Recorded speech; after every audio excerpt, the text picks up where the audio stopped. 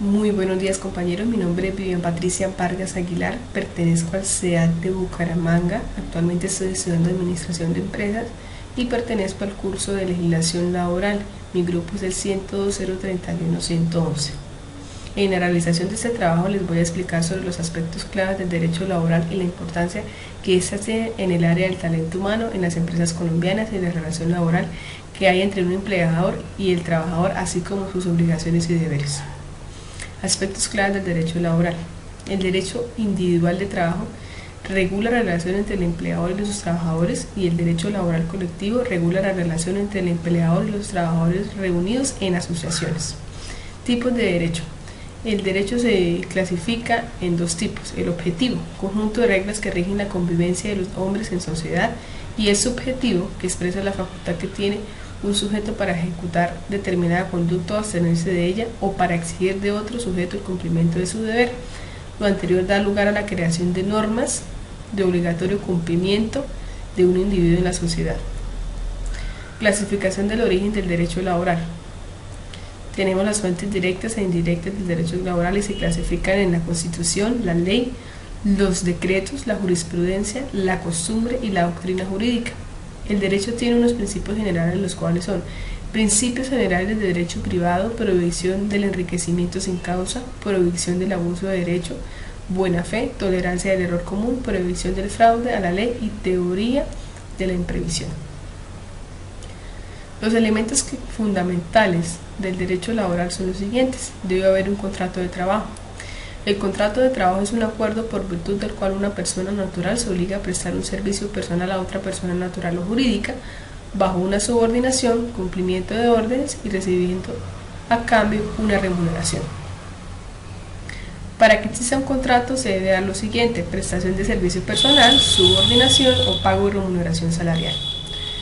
Tenemos diferentes clases de contrato de trabajo. Según forma, tenemos el contrato verbal, que es donde dos personas de forma oral acuerdan las condiciones del trabajo, el pago y el horario y el sitio donde va a realizar el trabajador dicha actividad. Y el contrato por escrito es donde todas estas condiciones quedan plasmadas de forma escrita, donde el trabajador y el empleador firman dicho contrato.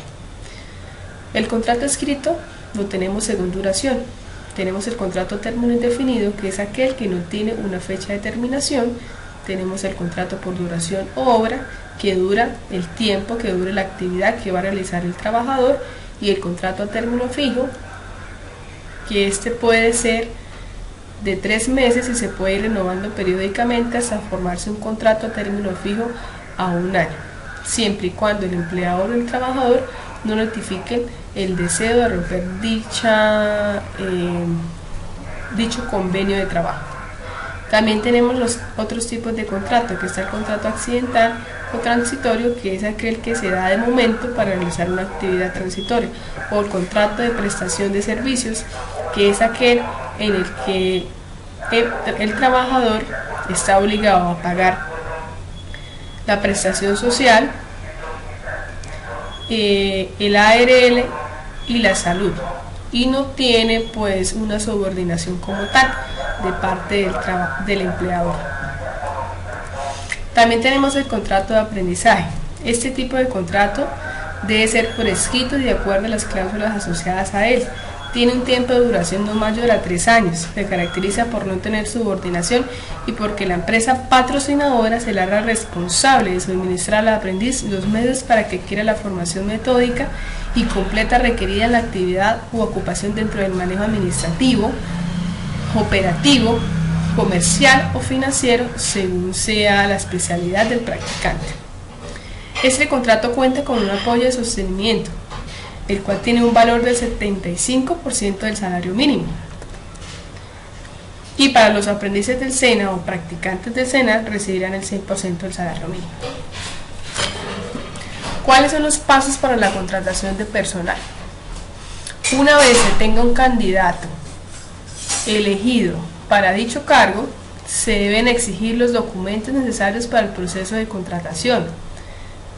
En este caso hablamos, por ejemplo, la cédula, el examen médico de ingreso, Se debe elaborar y firmar el contrato de trabajo, en donde se precisen todas las cláusulas y funciones del trabajador, afiliación al sistema integral de seguridad social, afiliación a la caja de compensación, afiliación a ARL, afiliación a pensiones y cesantías. También se debe expedir el carnet del trabajador. Se debe aperturar una carpeta por cada trabajador por razones de organización y control.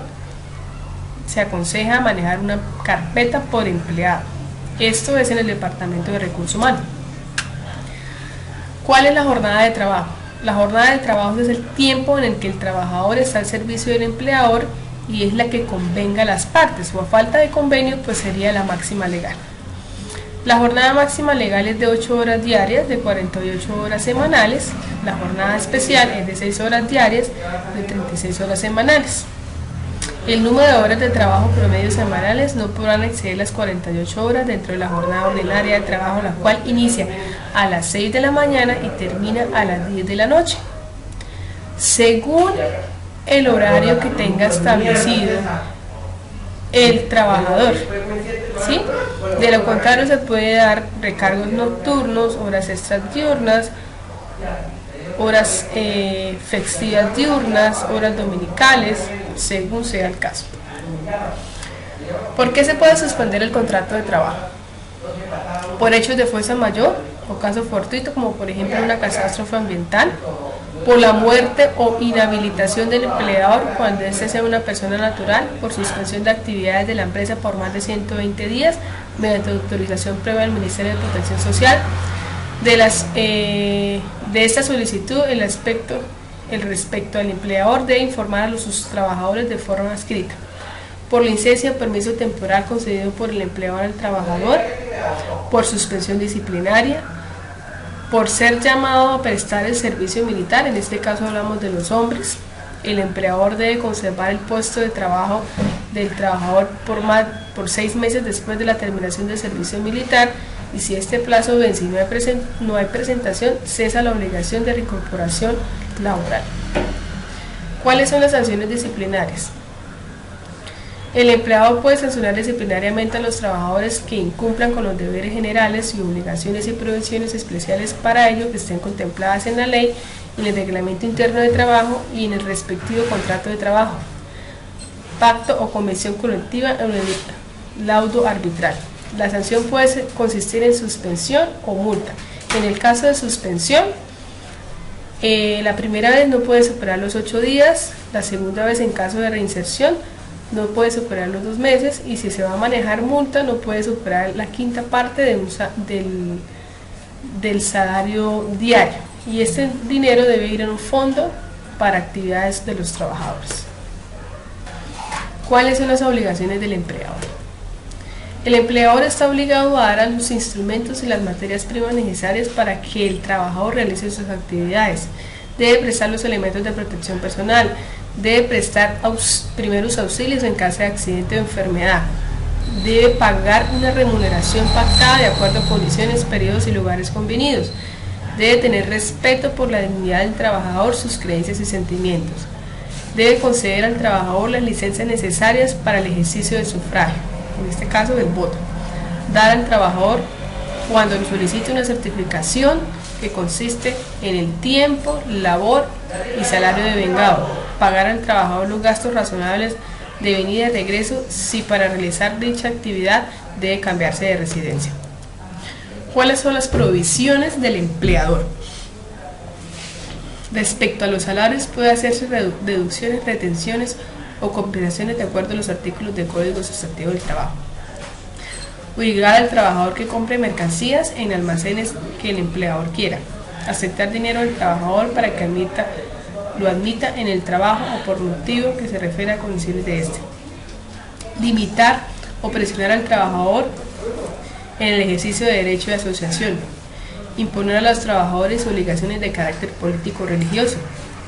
Hacer, autorizar o tolerar propaganda política en el sitio de trabajo. Hacer o permitir todo género de rifas, colectas o suscripciones en los mismos sitios sin el consentimiento del trabajador. Adoptar el sistema de lista negra para que no se ocupe en otras empresas a los trabajadores que se separan o sean separados del servicio. quiere decir en el caso tal de que el trabajador tome la decisión de marcharse de la empresa. Autorizar cualquier acto que vulnere o restrinja los derechos de los trabajadores que ofendan su dignidad. Ahora, ¿cuáles son las obligaciones del trabajador? El trabajador debe acatar y cumplir las órdenes que imparta el empleador a sus representantes, no comunicar con terceros la información que sea de naturaleza reservada y privada de la compañía. Conservar y restituir un buen estado de los instrumentos útiles de trabajo.